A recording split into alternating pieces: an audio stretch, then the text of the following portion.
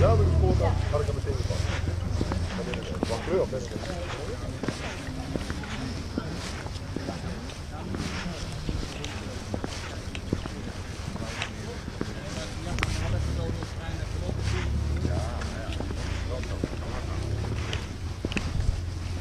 ja, hebben we dit gedraaid, erbij weer omdraaien. Dit gaat ook niet.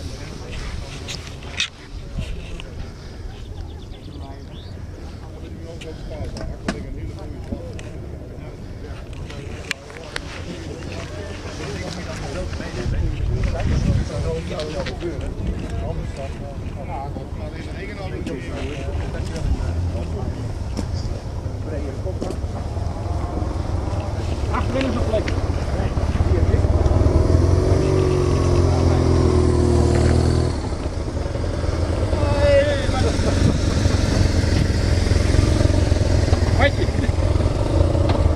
Met je voet aan de grond, joh.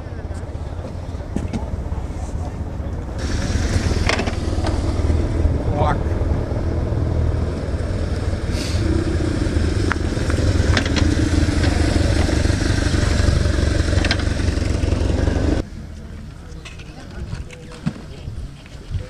En ik moet je zeggen, ik heb voor een rijder, die heeft de vorige motor weggegeven.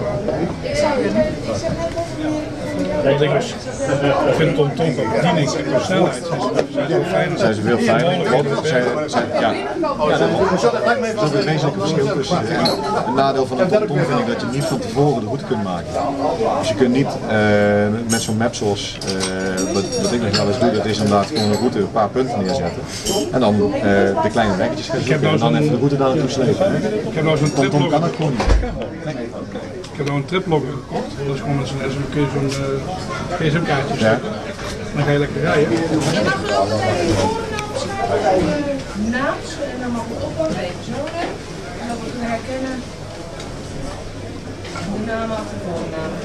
De bonnetjes zijn voor de koffie, gebak hier en de rijden.